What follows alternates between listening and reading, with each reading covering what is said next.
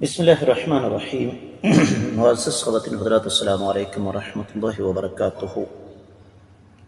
نسل انسانی کی باعزت بقا کے لیے شریعت نے دو کام کیے۔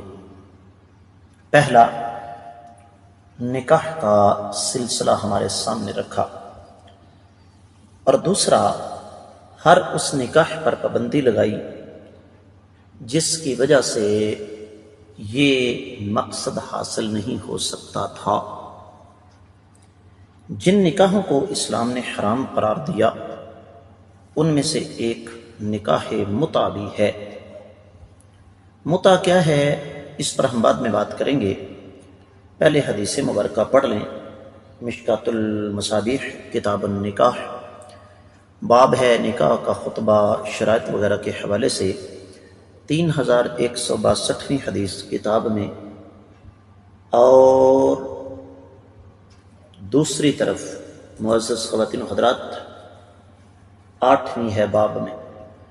الفاظ سماعت فرمائیے گا۔ وعن علی رضی اللہ تعالی عنہ ان رسول اللہ صلی اللہ علیہ وسلم نہا عن متعۃ النساء یوم خیبر وعن اکل لحوم الحمر الانسیۃ متفق علیہ۔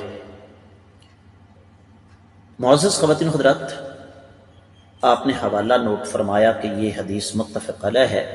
میں اس کا تفصیلی حوالہ آپ کی خدمت میں رکھ دوں کہ صحیح بخاری کتاب المغازی 39واں باب ہے، غزوہ خیبر کے حوالے سے 4216، 5523، 5115 نمبر حدیث صحیح بخاری میں، 5005، 3435، 3431، 3433ویں حدیث صحیح مسلم میں، 1121 حدیث اور 1794ویں حدیث سنن ترمذی میں، جبکہ 1961ویں سنن ابن ماجہ میں، 4000 پہلی حدیث موطا امام مالک میں، سنن نسائی الصغریٰ 4339 اور 3368ویں حدیث،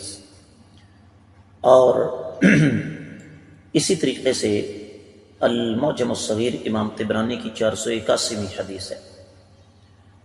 حاصل کلام یہ ہے کہ حدیث کی سند پر کسی قسم کا کوئی شبہ نہیں ہے۔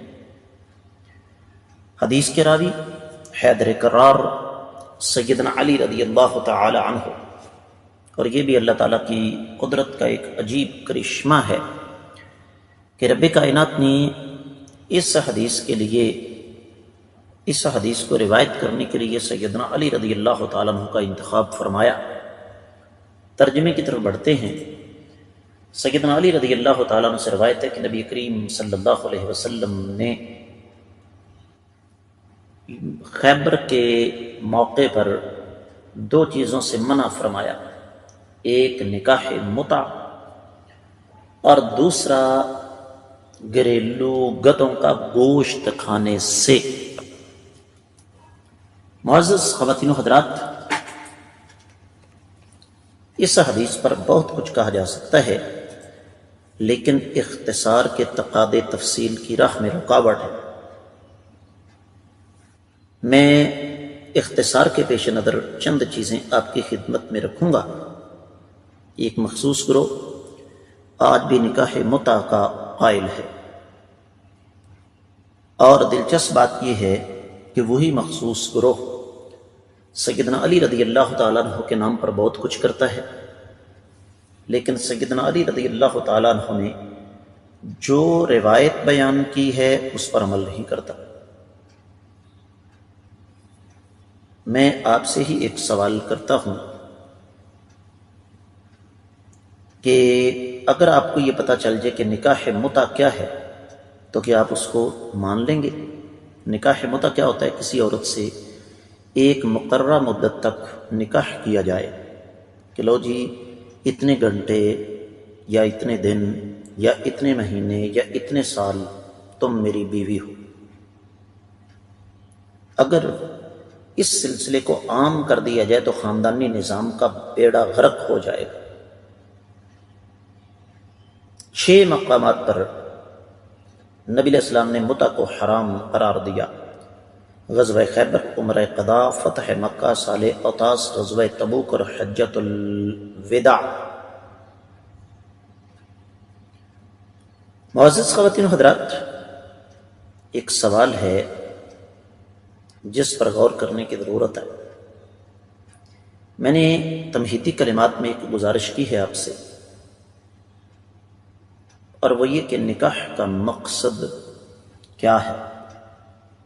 باعزت طریقے سے نسل انسانی کی افزائش۔ کیا نکاح متع میں یہ مقصد حاصل ہو سکتا ہے؟ یقینی طور پر نہیں۔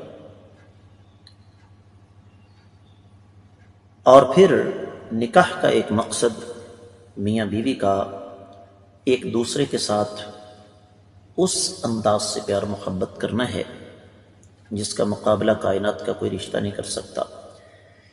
جب مرد کو یہ پتہ ہوگا کہ یہ خاتون اتنے عرصے کے لیے میرے پاس ہے، عورت کو بھی یہی پتہ ہوگا، اور مرد کے بھی ذہن میں کسی اور کا تصور ہوگا، عورت کے ذہن میں کسی اور کا تصور ہوگا، تو کیا معاشرے میں عزتوں کی منڈی لگے گی یا نہیں؟ یقینی طور پر آگے حدیث آئیں گی نکاح حلالہ کے حوالے سے، وہ بھی اسی قسم کا ہی ایک سلسلہ ہے۔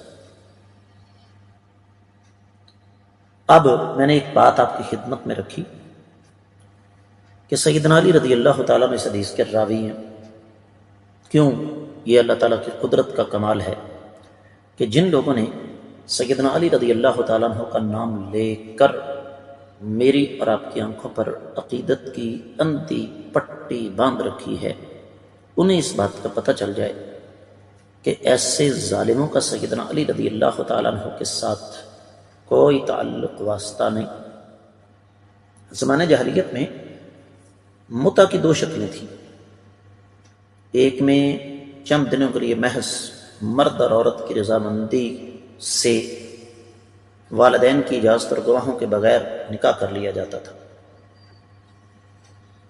اور اس میں گھر بسانے اور حمل کی صورت میں نیت نہیں ہوتی تھی، اور نہ ہی عورت کا نان و نفقہ مرد کے ذمے ہوتا تھا، اور نہ ہی اس میں طلاق، زہار، الہ، لعان اور وراثت کی طرح نکاح کے احکامات جاری ہوتے تھے۔ دوسری شکل یہ ہوتی تھی کہ والدین کی رضامندی سے نسبتاً طویل عرصے کے لیے تمام شرطیں پوری کر کے گھر بسانے کے لیے نکاح کیا جاتا تھا، اس میں گواہ بھی ہوتے تھے۔ شریعت اسلامیہ نے ان دونوں کو حرام قرار دیا۔ کس لیے؟ کہ نکاح کا جو مقصد ہے وہ یہاں پر کسی قیمت پر پورا نہیں ہو سکتا، لہذا یہ بات مجھے اور آپ کو اچھی طرح سمجھ لینی چاہیے کہ یہ نکاح متع پہلے جائز تھا، بعد میں حرام قرار دے دیا گیا۔ اب اس حالات کیا ہیں کہ بازار زنا کو شرعی جواز عطا کرنے کے لیے متع کا نام دیا گیا ہے۔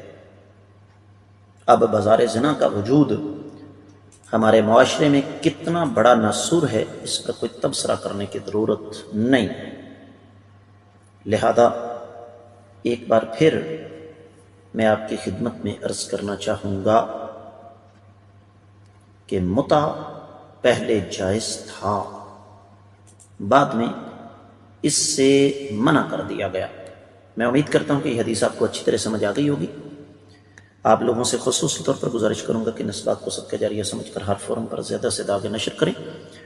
اگر ابھی تک میرے چینل کو آپ نے سبسکرائب نہیں کیا تو ضرور کیجیے، ساتھ لگے گھنٹی کے بٹن کو بھی دبائیے تاکہ تازہ ترین اسباق آپ کو بر وقت ملتے رہیں۔ آپ کے ذہن میں کوئی سوال ہو کامنٹ سیکشن میں ہمیں ضرور بتائیے گا، انشاءاللہ اس کے جواب کو بطور ویڈیو آپ کی خدمت میں پیش کر دیا جائے گا۔ کامنٹ سیکشن میں اپنے قیمتی خیالات کا اظہار ضرور فرمائیے، یہ آپ کی طرف سے محبت ہے۔ آج کے سبق سے اجازت چاہوں گا۔ السلام علیکم ورحمۃ اللہ وبرکاتہ۔